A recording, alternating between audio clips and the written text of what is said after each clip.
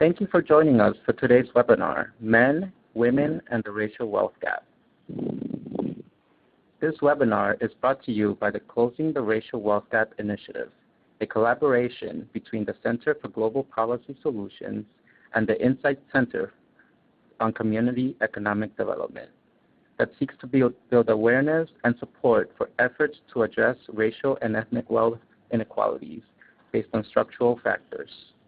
As part of this initiative, we also manage the Experts of Color Network, a group of over 180 experts that together inform the national economic debate and provide policy solutions to create an inclusive and equitable future for all Americans. For reference, here we provide you with today's agenda. Please note that we will have a brief question and answer period at the conclusion of the two presentations today. Please submit your questions to me via the chat box in the webinar system during the webinar, and I will address them to our speakers during the Q&A. We will also be live tweeting using the hashtag #RacialWealthGap. Please feel free to post your own tweets, and don't forget to follow us using the handle @PolicySolutions. Please also follow our two great speakers at Mariko Chang and @David Pate. Today's webinar will explore the intersection of race, gender, and wealth. In particular, we will explore how this intersection impacts men and women differently, as measured by several indicators that will be discussed today. For example, in 2011, African American and Latina women held nearly $100 and $120 in median wealth, respectively, compared to $45,400 for white women. Similarly, African American and Latino men held only $7,900 and $9,730 in median wealth, respectively, compared to $43,800 for white men. These striking numbers are the result of economic and social inequities that run deep within the systemic fabric of our nation.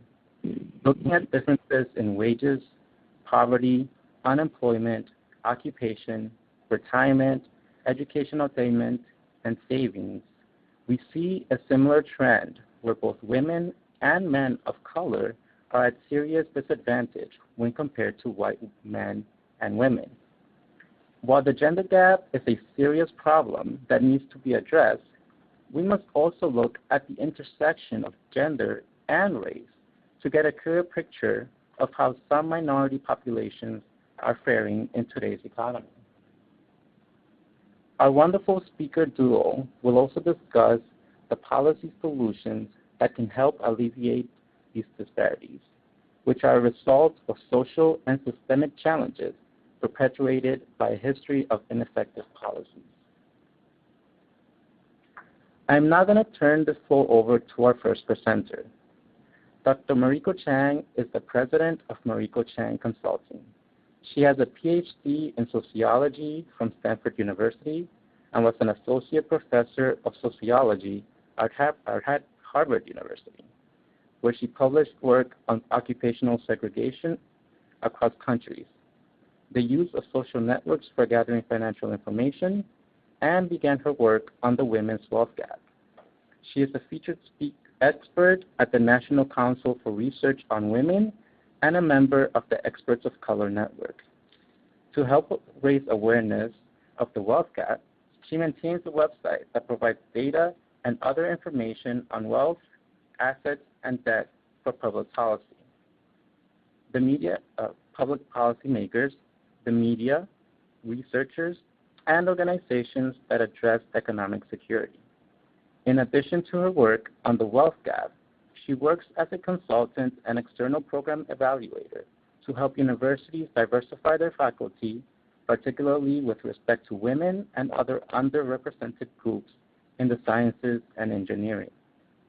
Finally, Dr. Chang is the author of the book Shortchanged: Why Women Have Less Wealth and What Can Be Done About It, and is also the main author of Lifting as We Climb: Women of Color, Wealth and America's Future.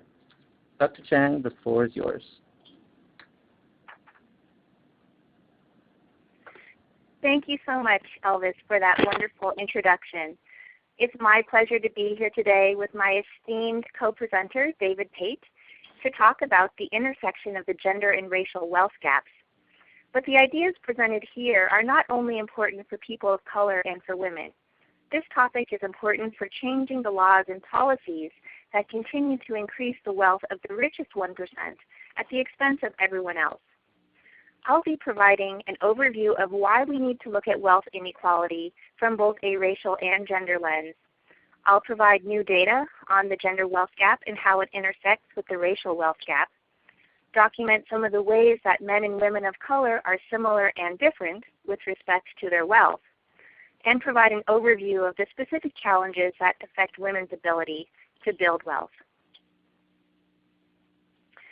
So we've been accustomed to hearing about the wage gap, or how much money women earn at their jobs, and using that to measure how well women are doing economically.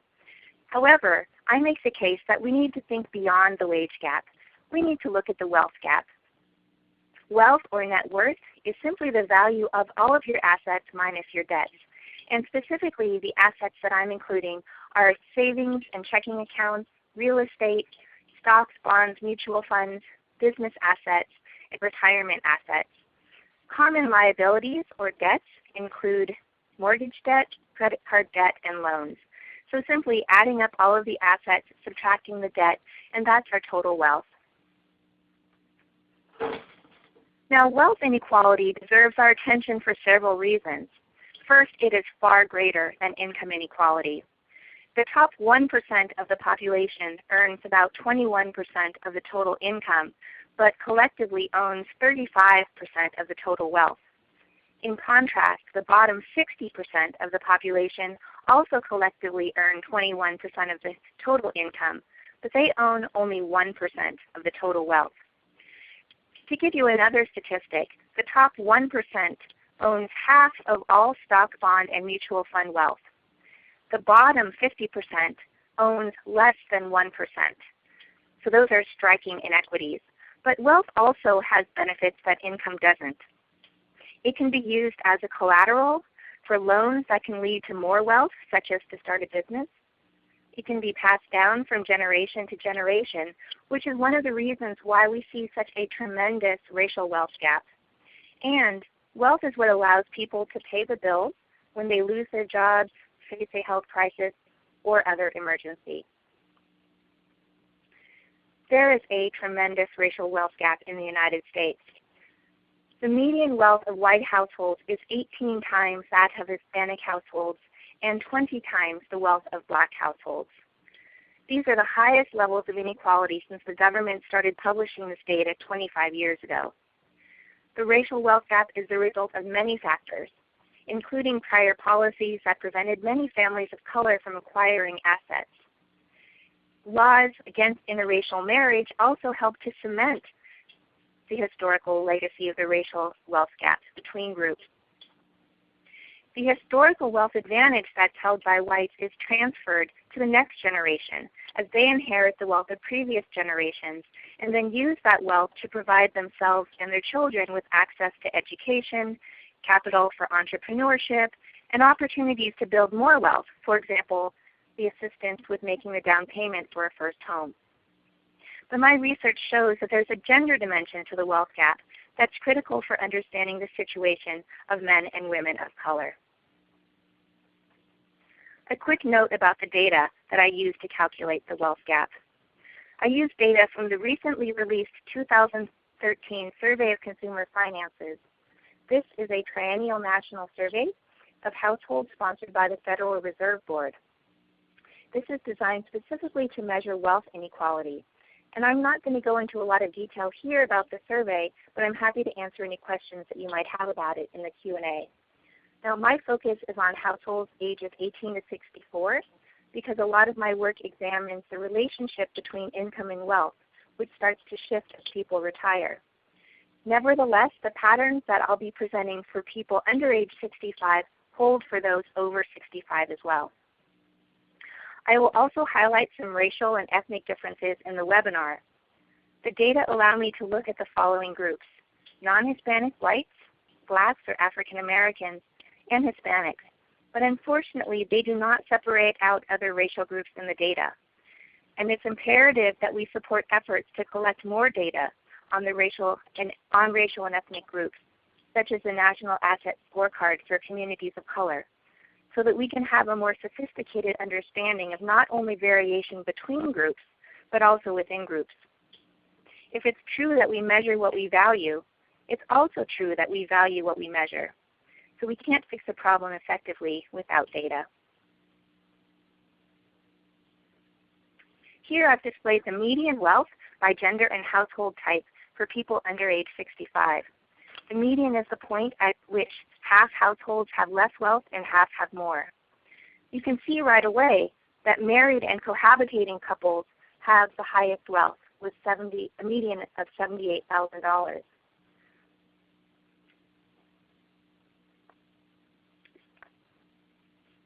Couples are by far the wealthiest, in part because of the economic benefits of marriage, but also because higher income people are more likely to marry, exacerbating the wealth gap. But I want to draw your attention to the gender wealth gap. Women under age 65 have a median wealth of $3,210. In contrast, the median wealth for men is more than 3 times greater, at $10,150. To put it a different way, single women have 32 cents for every dollar of wealth owned by single men, and this gap is much larger than the pay gap.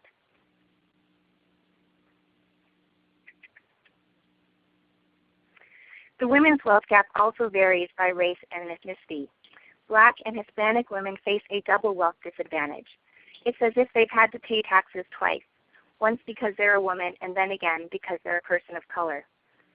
Single and black women have a median wealth of $200 and single Hispanic women $100.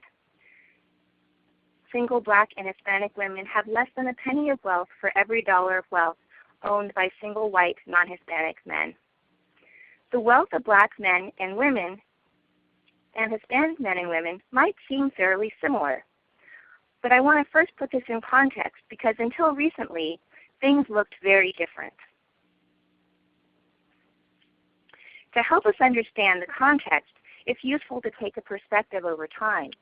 This slide presents the median wealth for single men and women in 2007, 2010, and 2013 in constant 2013 dollars.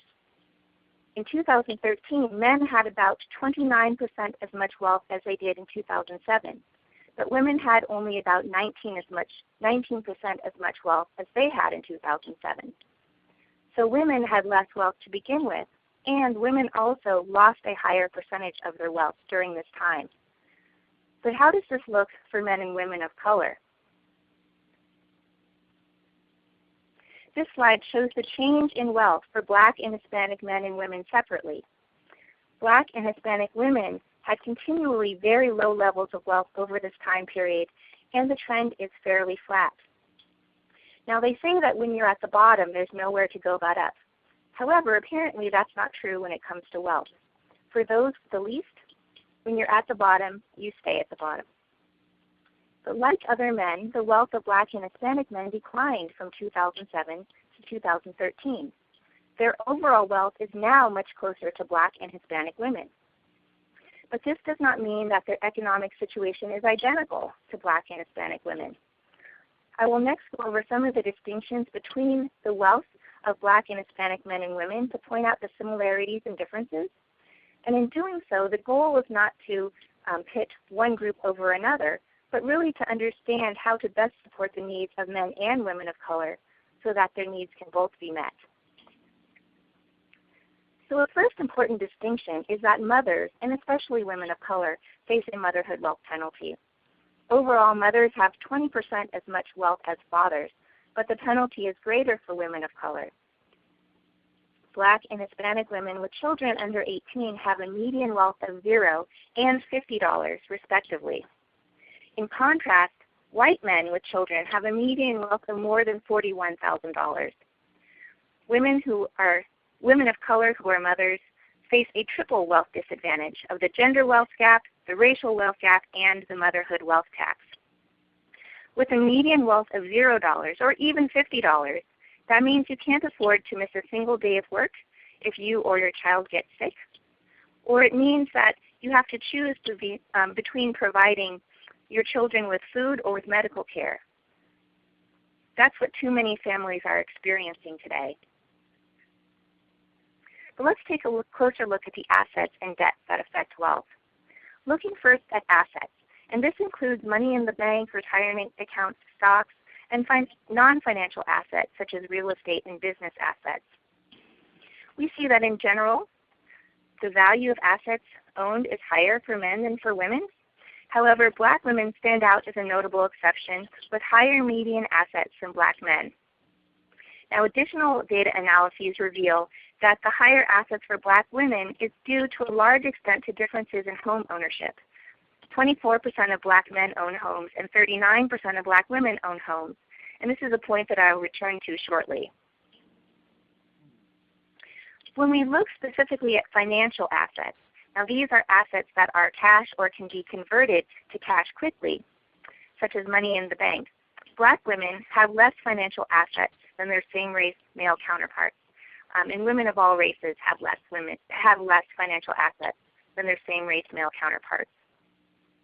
So this means that women generally have less at their disposal to meet emergencies, and this leaves them at a disadvantage compared to their male counterparts. But wealth is also a function of debt. Women are being weighed down by a debt anchor. The median debt for women is $11,320, which is 177% higher than the median debt for men.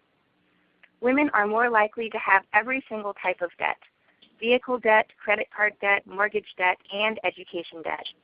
In fact, one negative side effect of women now being more likely to attend college is that they are also more likely to have education debt. If the price of college and the growth of for-profit colleges continues to rise, this problem will only get worse. And likewise, while housing is often considered to be good debt, women, and especially women of color, have been targets for subprime lending, and as a result have higher interest rates on their loans, build less home equity, and are more likely to face foreclosure. Home ownership under these terms can potentially put women in a perilous position.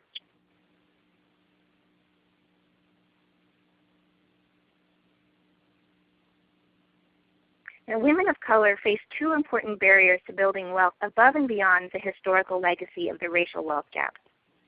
The first is the motherhood wealth penalty. Even if men and women had the same income, women would have less wealth because of two factors. The first is that they are more likely to have custody of children and bear a disproportionate financial cost of parenting. Custodial parents have to support more people on one income, and as a result, they have less disposable income to save or invest. But also, very importantly, women are less likely to have access to the wealth escalator. Now, earnings are absolutely important for building wealth, but they're converted into wealth at a much faster pace if they're linked with the wealth escalator. This is comprised of fringe benefits, favorable tax codes, valuable government benefits. All of these are tied to employment, income, and marital status, and unfortunately women, and especially women of color, do not benefit from the wealth escalator to the same extent as men. Being on the wealth escalator is like getting a special bonus with every paycheck, a bonus that others working just as hard do not receive. I want to go over each of these mechanisms really briefly. First are fringe benefits. These are the types of compensation that you might be lucky to receive from your employer in addition to your regular pay. Some, like pension benefits or stock options, put wealth in people's hands directly, and others have indirect effects by providing things that people would ordinarily have to pay for out of pocket, such as health insurance, life insurance, and paid sick days. Women, and especially women of color, are less likely to work in jobs with fringe benefits. Women work disproportionately in service jobs, for example, which are the least likely of all types of jobs to come with fringe benefits. Now, the tax code is another important component of the wealth escalator. It provides lower tax rates on certain forms of income, such as long-term capital gains, and women are less likely to have the types of assets, such as stock, that receive the lower long-term capital gains rate. So why should someone who earns $25,000 from investments in the stock market pay lower taxes on that income than someone who actually worked for their $25,000? To me, that seems not fair. The tax deductions also affect people's ability to build wealth because they pay less in taxes. The Congressional Budget Office reported that in 2013, more than half of all tax expenditures, and this includes exclusions, deductions, preferential tax rates, and tax credits, more than half of those went to the wealthiest 20% of taxpayers. In contrast, the bottom 20% received only 8%. And who is most likely to be at the bottom? Women, and especially single mothers and women of color. Government benefits like public assistance and social insurance also impact your ability to build wealth. Public assistance often forces people to spend down all their savings, including any retirement savings, in order to qualify.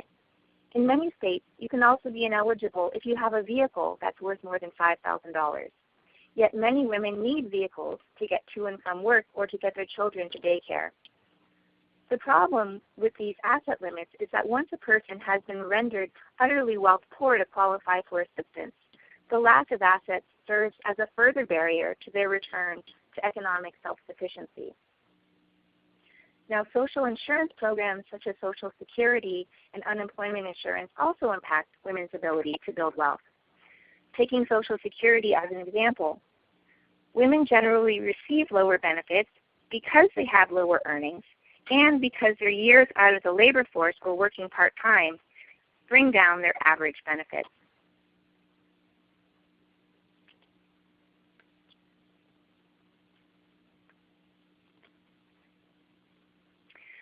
So there's a few key points that I want to emphasize before moving on to what can be done. The first is that wealth inequality is distinct from income inequality, and it's much greater. Wealth is what helps people weather economic crises and build a better future for themselves and their families.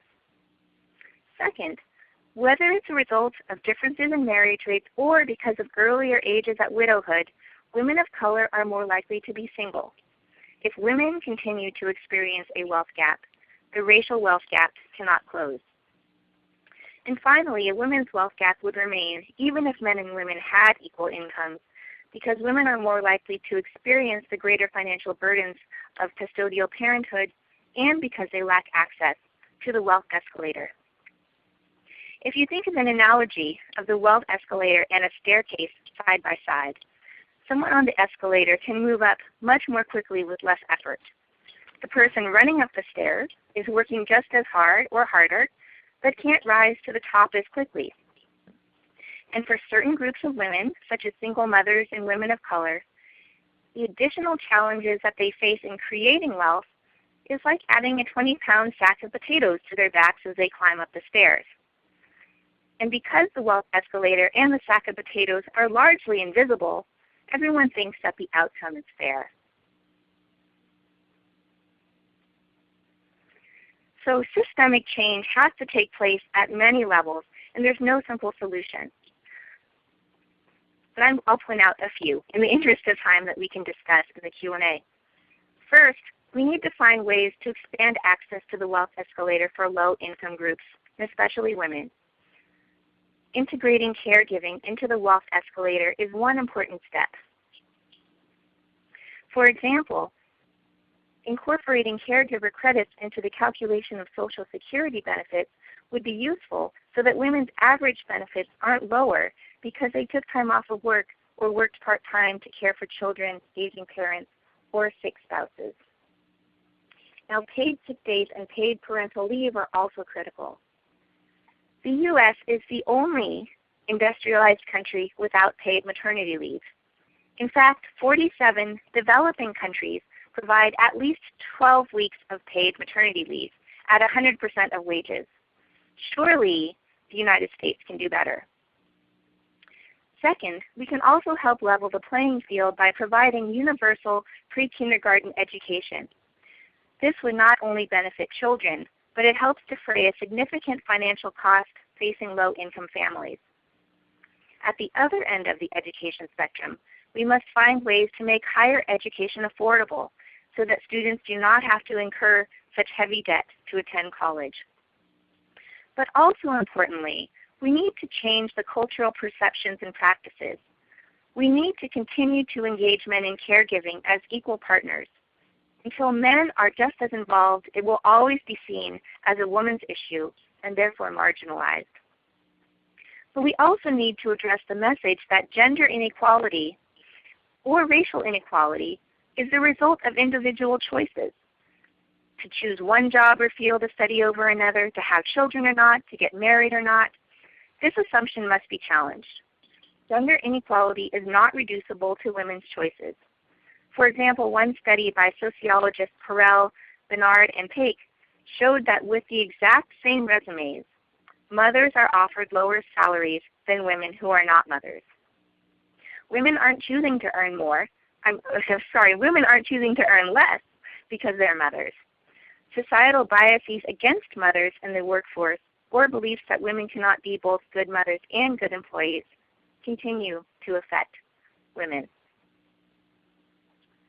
Before passing the baton to David to hear more about the particular challenges facing men of color, I want to say thank you for your time today, and I look forward to your questions in the Q&A at the end of the webinar. Thank you, Dr. Chang, for that informative presentation. I want to remind our participants that you can submit any questions that you may have for our two presenters using the chat box on the left-hand side. We will address some of these questions at the end of the webinar if time allows. Now, on to our next speaker. Dr. David Pate is an associate professor of social work at the University of Wisconsin in Milwaukee. He has a PhD in social welfare from the University of Wisconsin-Madison. Dr. Pate is a leading expert on low-income African-American men, fatherhood, and child support. He studies how Black men are affected by the social welfare system and the challenges that impede their ability to attain economic security. His research projects involve the use of qualitative research methods to examine life course events of non-custodial African-American men. This includes their ability to be gainfully employed, engage with their children, and sustain a good quality of life. Dr. Pate, the floor is yours. Thank you very much. I want to thank everyone. I want to thank you, Elvis, for inviting me, and the Center for Global Policy Solutions for giving me this opportunity, but also for the opportunity to talk with Dr. Chang, who I appreciate your presentation before me. Also, I want to thank several colleagues who specifically provided me with some information and scholarship to prepare for today's talk. Jacqueline Boges, Michael Masiglio, Charles Franklin, Nino Rodriguez, and Ann Price, whose work I will be highlighting today, or some of their work I will be referencing. And all the work that I talk about today is available to you as a source page at the end of this particular presentation. When I was asked to do this, one of the things that I was able to do over the last few months is I was invited to several symposiums to discuss the challenges of men, specifically African American men, related to their employment opportunities. And these opportunities provided me, though, with the benefit of meeting other scholars who were examining these issues, but also gave me an opportunity to rethink what are some of the things that, or what are some of the challenges that are presented to men, particularly Black men, that would make it much harder for them to be involved with their children, to do things such as pay their child support, or to even have what I would call a sustainable and humane life. Today's talk will specifically focus on the effects of two policies I've been really looking at due to the fact that I've received recently a National Science Foundation grant. I'm looking at the effects of incarceration on Black men in particular, and I will also talk about white and Latino men as well, but also the issue of child support. And also I would like to bring into this discussion, based on my consultation with Jacqueline Boches, what are women saying about these men who are in these very poor communities, about what they think the men need, how the men could be more involved with their children or their mutual children, but also what are some of the possible suggestions that they would recommend that would be of value to us to think about as we go forward and look at solutions to some of the issues that we're facing.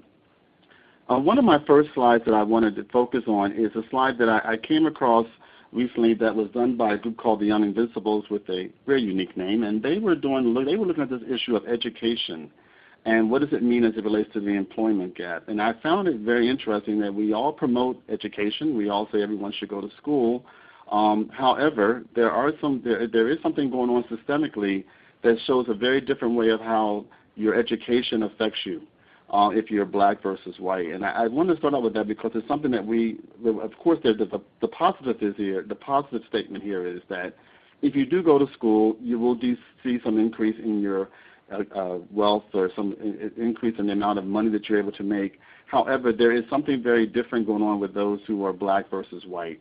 And I think that's something to keep in mind as I think about my own work as a qualitative researcher, but also as someone who's looking at the issue of child support, and also what effects does incarceration have on that. So for me, the effects of race and education on employment is very important because I really want to know is what's going on here to figure out why this is going on. And again, I don't have the answer, and I wanted to say earlier, some of the data presented, I'm not going to have a recommendation for, but as a researcher, I think it's something we need to explore and have more information about and have other scholars who I know have done this work much better than I could talk about. But I do think it's something to think about. Why is there such an issue where there is a significant difference in terms of the amount of education you get and how it plays itself out for black males versus white males. And this particular report in the synopsis says that they found that an African American male with an associate's degree has about the same chances of getting a job as a white male with just a high school diploma. So at every level of education, race impacts a person's chance of getting a job. So I think that's an important thing to think about because that is something that we do see has much success for many people in their ability to attain some economic security, but also to accumulate wealth in the future.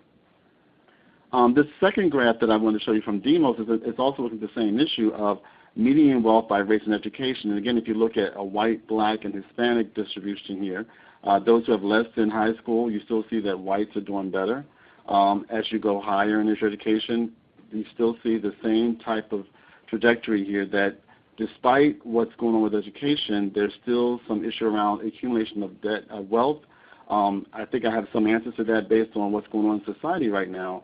But I think it's important to just keep in mind there's something structurally or systemic that's going on pertaining to this issue of education and race, because education has been definitely seen as a pathway to success and some accumulation of wealth, or at least a better outcome in terms of your income. One of the things I think is really important to talk about is the whole idea of incarceration. It's a big issue. It has a major impact on those who are black, in particular right now. There are some significant consequences, and if we look at the number of people who are felons, for those who have been felons and those who are now active felons, the darker lines are those who are active felons, the higher, the shaded line is those who are still having a felony conviction. There has some significant issues right there, and I want to talk a little bit more about that. If you look at this chart here from Derek and Rick, who are economists from the University of Chicago, they reported that considerable economic progress made amongst black men between the years of 1940 and 1980 has halted, and in some ways have reversed based on the amount of incarceration has been handled or has been dealt to black young men, resulting from skyrocketing incarceration rates. And as I quote what they said in a paper that they have written, these changes in the criminal justice system had a much larger impact on black communities than white communities because arrest rates have historically been greater for blacks than whites. According to their research in 2010, nearly a third of black male high school dropouts aged 25 to 29 were in prison or otherwise institutionalized. This is higher than the employment rate for the same group of men, which was less than 25%. Also, if you look at this particular chart, it's really telling because the primary employment years of someone from this chart, you're seeing that people are being incarcerated. You look at it for the white men, it's much lower, who have no high school degree, and if you look at it for all white men, it's much lower totally. But in those prime years of when they would be seeking employment and gaining employment and moving towards becoming someone who is seen as able to make a contribution to society, you're seeing that those are the years that are being taken away from them based on their incarceration. And I would highly recommend those who are more interested in this particular area to look at this paper by Neil and Rick that's available to you online. It's really a telling story that many of the gains that have been seen are now, unfortunately, are being lost due to this increased incarceration rate. Go to the next slide. Another person who I've been listening to and working and having and following is a person by the name of Dr. Charles Franklin, who is a professor at Marquette University's law school. He looked at the whole issue of the intersection of arrest, incarceration, and race as well. Over a 14-year period, he used the National Longitudinal Survey data sampling 3,775 men ages 27 to 37, again, prime working years. What he looked at in his data, he found that 44% of those men were arrested at least once, and 12% of them were incarcerated at least once. When he broke it down by race, he found that of that group, 39% of the white men had been arrested, where 8% of them had been incarcerated. Of the black men, 54% of them had been arrested, 12% were incarcerated, and of the Hispanic men, 46% were arrested and 12% were incarcerated. Controlling for the effects of race and ethnicity, family structure at age 12, current education level, age and region, he found that there were significant impacts on their income that they would gain in 2011, particularly employment. So employment and income was significant in that he found that for black men who had been incarcerated, there was an effect of the income where they were now this is a debt anchor for them, in that they were $10,000 in a range from $0 to $10,000 less able to gain income. They were more in debt based on the fact that they had been incarcerated. Their ability to get gainful employment was now further hampered based on their incarceration. For Latino men or Hispanic men, it went as high as up to $4,500. For white men, they didn't see the same effects. It was much less, more like $1,000. But for the one who had the most impact in terms of their ability to get gainful employment or to have any employment over the period of time, it was affected based on this incarceration that they had experienced. Another researcher who I've been following at the University of Wisconsin in Madison is Michael Masiglio, who has been looking at the consequences of incarceration to figure out what are some of the things what are some of the issues that black people or black men in particular how are they affected? And he's been able to provide individual level outcomes, family level outcomes, as well as community level outcomes. His main overall premise is that incarceration creates and perpetuates historical patterns of disadvantage. When he looks at individual level outcomes, he refers to the employment issues in particular, and he highlights Diva Petra's work, particularly her article, The Market for Criminal, where they advertised in the newspaper to come get a job. They created identical job applications, but for race and criminal history, and all other factors, education, work history, et cetera, are held constant. When you examine who's called back for an interview, is white men with no record with 34% of the applicants, with a record 17%. If you look at black men with no record, 12% of them were called back. With a record, only 5% of them were called back. So again, you see that it creates and reinforces inequality at an individual level. When you look at it at a family level, it has some family functioning issues. It may cause people to become more depressed. It may cause marital dysfunction or marital uneasiness.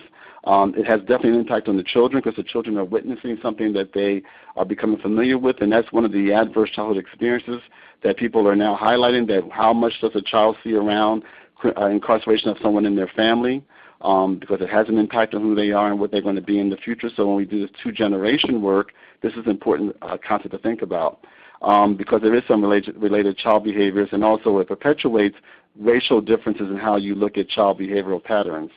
And then we look at also community level outcomes. Incarceration disproportionately draws from and returns to the most disadvantaged neighborhoods. So you can have some very, very detrimental impacts on various neighborhoods based on who's coming back to the neighborhood or who's going to be living there. Also, you have the whole issue of political participation, because some people are not able to vote based on their conviction. Also, you will see that it has significant impacts on who's voted into office, from a senator to a president to a congressperson. So again, it has a variety of impacts that I think are being more highlighted than they ever were before. And I thought it was really important as a researcher who understands but also examines the issues of incarceration as it pertains to child support. With my current study I'm doing, it's been very helpful to hear this scholar talk about this as well. In this particular chart that I've highlighted for you just now, it shows the issues of the cumulative risk of imprisonment by age 30 to 34 for men born between 1945 and 49 and 1975 and 1979. This chart, developed by Western and Wildman, provides a historical examination of the use of imprisonment by race in education attainment. What it really is showing in brief is that there's a structural phenomena of race and imprisonment despite education. So something is going on here again systemically that we need to think about. And systemically means that something structurally is happening, whether or not what that structural issue is that it's discriminatory against a certain group, or we look at another group as being more hyper-vigilant or there's more surveillance of a certain group. That could be one person's way of looking at it, or it could be that there's something that's different about that particular population. And there's a reason for this, but I do welcome conversations on this particular one. But I thought it was interesting to look at, despite education, there still is this issue of incarceration that's higher for white versus black men. Also, in this next chart, this is showing hello? Hello? Yes, we can hear you. Okay, good. I'm sorry that my phone went out.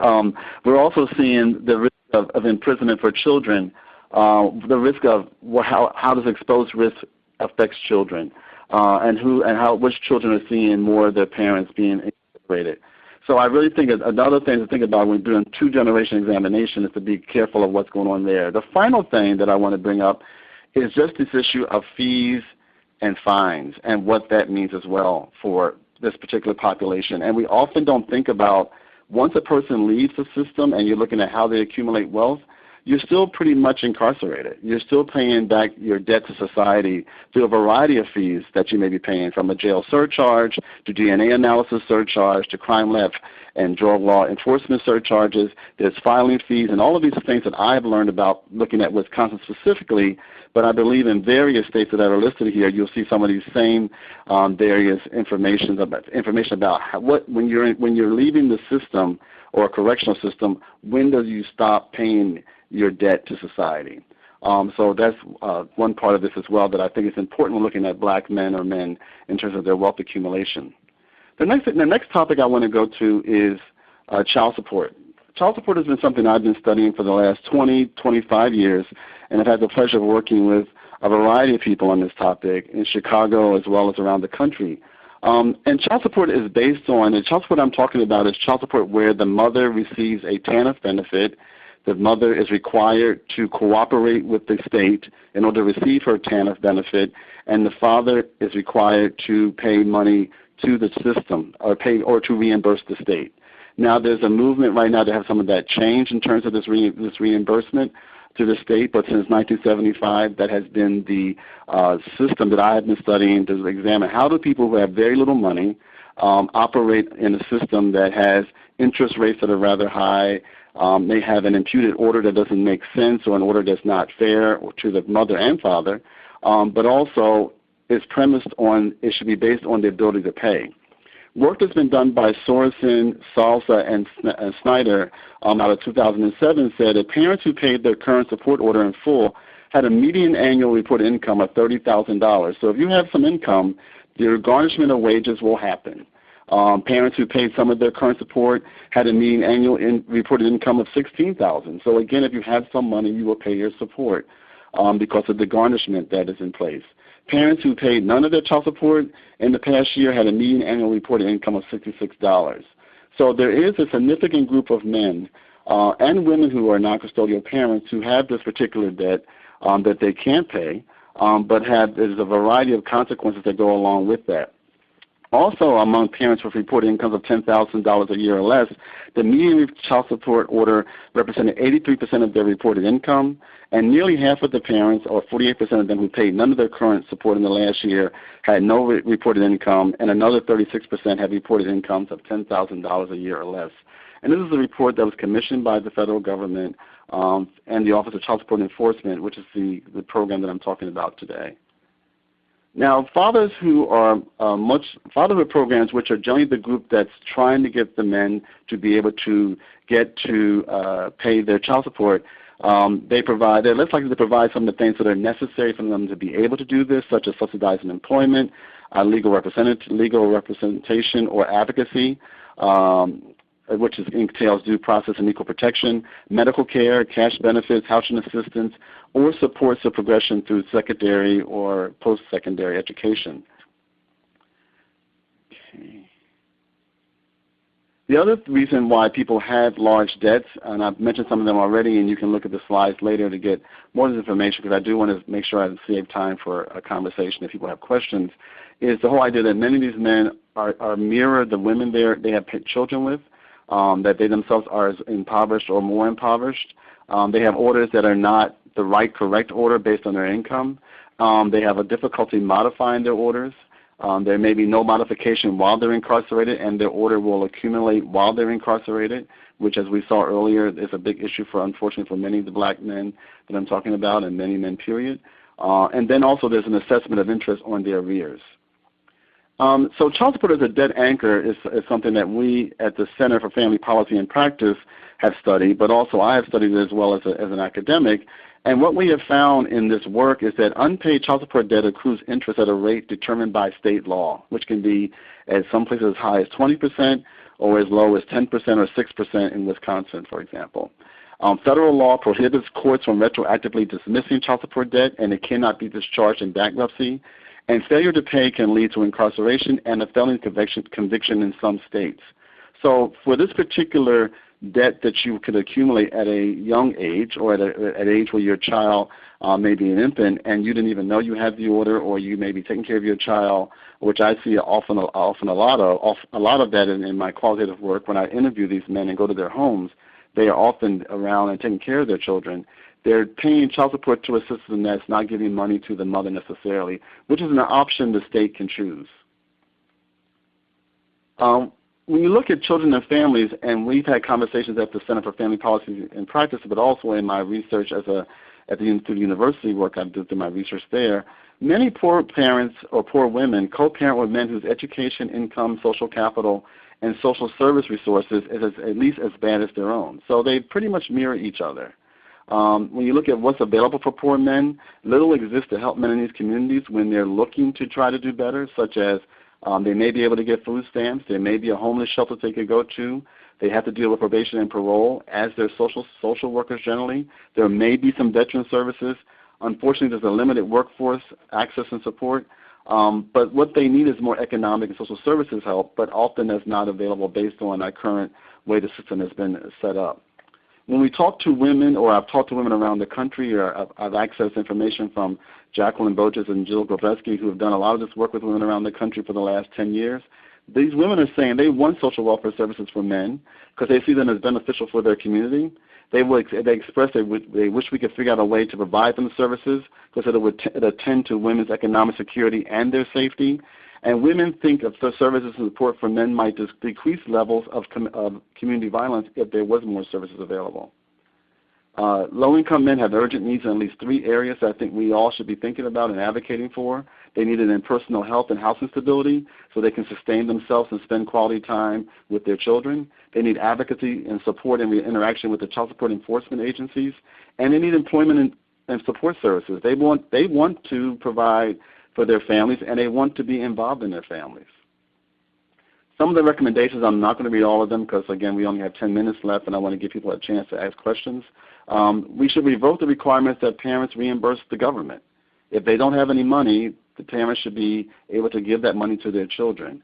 We should think about forgiving child support debt owed to the government as one of the ways. We should offer more jobs and other services outside the child support system. We should stop incarcerating parents who are unable to pay, because it only makes their life chances or their life options a lot worse, a lot better if we do that. I want to thank everyone for the opportunity to talk about my work today, and I look forward to your comments. I know we have 9 minutes left, so I try to rush through as much as I could, but hopefully you have some questions. I look forward to talking to you, and again, thanks for this opportunity. Great. Thank you, Dr. Pate, and thank you both to Dr. Chang and Dr. Pate for sharing this wealth of knowledge on how to close the racial wealth gap with our audience. We now have about 7 or 8 minutes for questions, and we received quite a few questions regarding data and research on Asian Pacific Americans and Native Americans. So is there any data when it comes to Asian Americans and Native Americans when it comes to wealth and incarceration? And if so, what does the data say? What does the research say? Mariko, can you start us off?